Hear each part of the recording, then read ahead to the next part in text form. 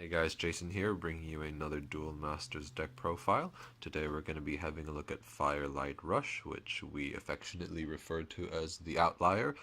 The reason for that is because it's a deck that can pretty much beat anything, but it can lose to anything as well. And thus, beating the deck or losing to the deck is not necessarily an indication of how good or bad the other deck is. Now, to start things off, we of course have 4 Deadly Fighter Braidclaw, 1 mana, 1k. Basically, we just get him out turn 1, and then we start swinging. He's normally able to break a shield or two if our opponent doesn't have any blockers or anything to respond fast enough.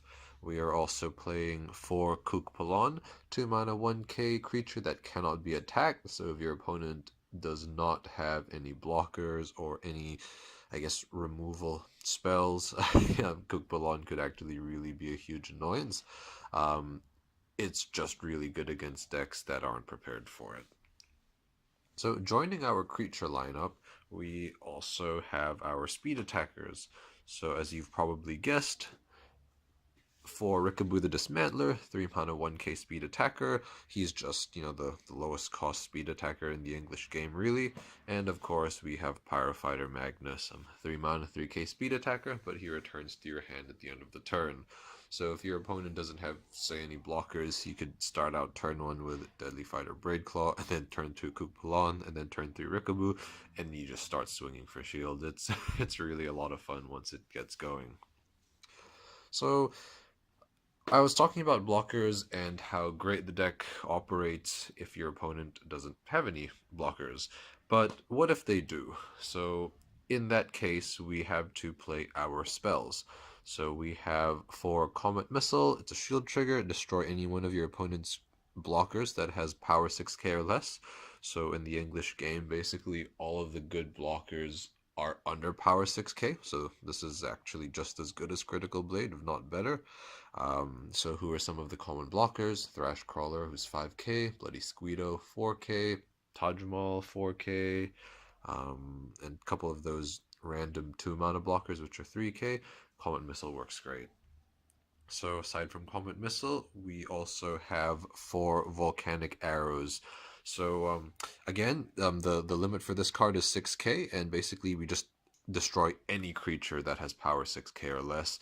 The drawback here is we have to give up one of our shields, but I think the trade-off is worth it since by the time your opponent is in a position where they can break shields and you aren't, and they aren't on the defensive, you pretty much lose anyway. So I think Volcanic Arrows is really good. Now, moving on to the light section, the last line of spells to support our weenies rushing our opponent down is for Solar Ray. So Solar Ray is a 2 mana spell, shield trigger as well. Choose one of your opponent's creatures and tap it. The main reason I like Solar Ray is that even though it's not a removal in the same way, say, Volcanic Arrows is, it can definitely put in a lot of work, and it's also, it doesn't really matter what the power level of our opponent is, so it basically just works on everything, and that's why we have it in here. It's also a light spell, helps pad out the light card count, and it's a shield trigger too, not that that does too much. So to finish things off, we are going to have a look at our light cards. We have for the Ura Giga, 1 mana 2k light blocker, cannot attack players unfortunately. And we also have for Soul Galla Halo Guardian, 2 mana 1k blocker that can attack players, and its ability is whenever a player casts a spell, it gets 3k in power, so that's pretty neat. The reason we play these guys is because we play for Larba Geer, 3 mana 5k evolution. Once you play him, you tap all of your opponent's blockers, so he's a really good game finisher, or just good mid game, early game. He's just really good overall since his ability synergizes with the deck very well. Soul Gala is a really good card. It's only 2 mana and it can attack players, and I guess these are all just the cheapest guardians, which is why I've selected Ura Giga and Soul Gala as the bait.